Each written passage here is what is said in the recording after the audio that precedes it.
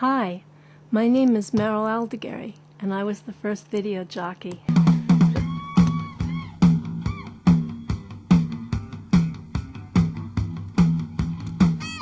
The thing that I remember the most really was the Psychedelic Furs. When the Psychedelic Furs came, everybody was like really anxious to see them. And remember at Hurrah, there was no VIP lounge, and the DJ booth was a VIP lounge, and the DJ booth was really, really small. So it was me and David Byrne, David Bowie, Mick Jagger, and Jerry Hall.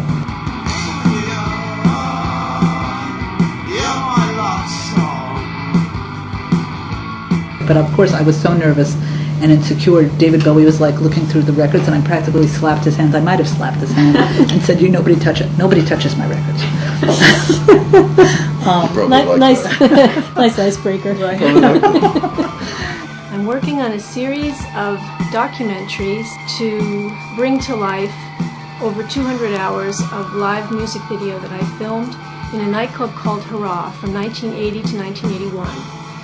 And I'd like to explain my story, how I started the job of video jockey. The first film that I want to do in this series will be called The VJ Diaries.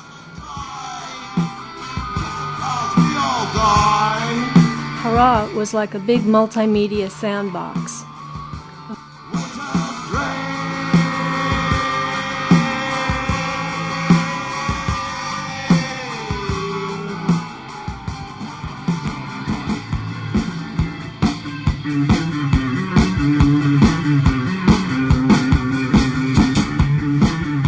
You know, writing music then was like fresh discovery with every single song.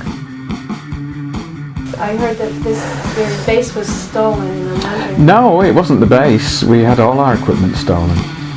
The roadies, they had an argument because the English guy was such a bad driver. So they were all, the nerves were frazzled. You know, these guys had never been out of England. And so they had a big fight, and when they parked the van, they didn't disable it. So in the morning, when we got up to move the van, you know, for a day in Manhattan, it wasn't there. It was gone.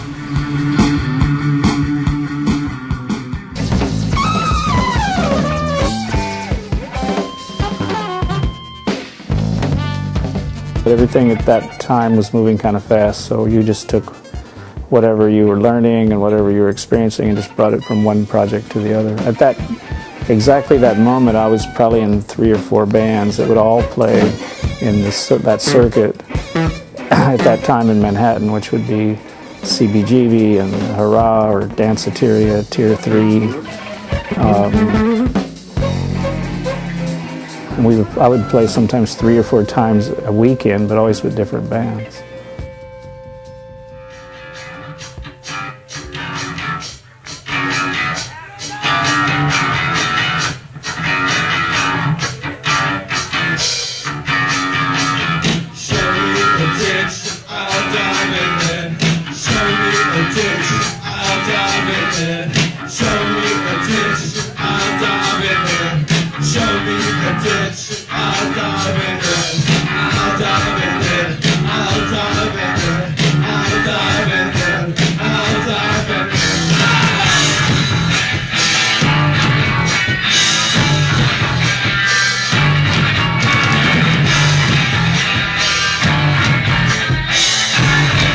The Gang of Four, it was a great show. Magazine, I was supposed to open for Magazine and I couldn't get it together. I think I was working that night, I don't remember. Yeah, I think I worked that night, yeah. I remember Howard Devoto kind of like prowling around the stage. Would that be a good memory? He kind of prowled. I thought he was ready to take off sometimes. Yeah. Nervous energy. Well, you have to see, I just saw his head because I was jumping over like 350, 400 people. I have no idea what you want.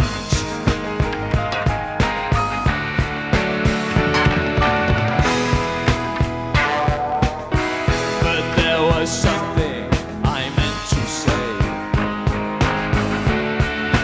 My title, I first was manager with Barney, I guess, in the beginning.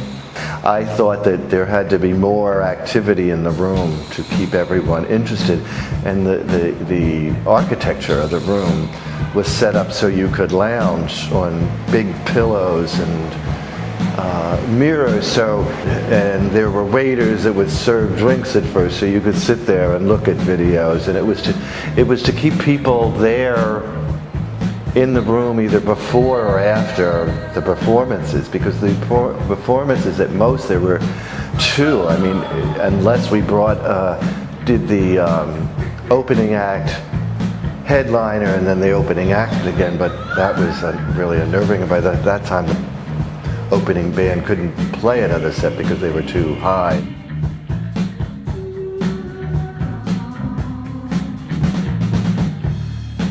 So here we are 34 years later. Interesting. Do you remember me? I was standing next to you when I was recording. I'd have to say no, I'm afraid. But then again, don't feel singled out. I don't remember a lot of things from that time either, so don't worry about it. So I look forward to sharing with you the process.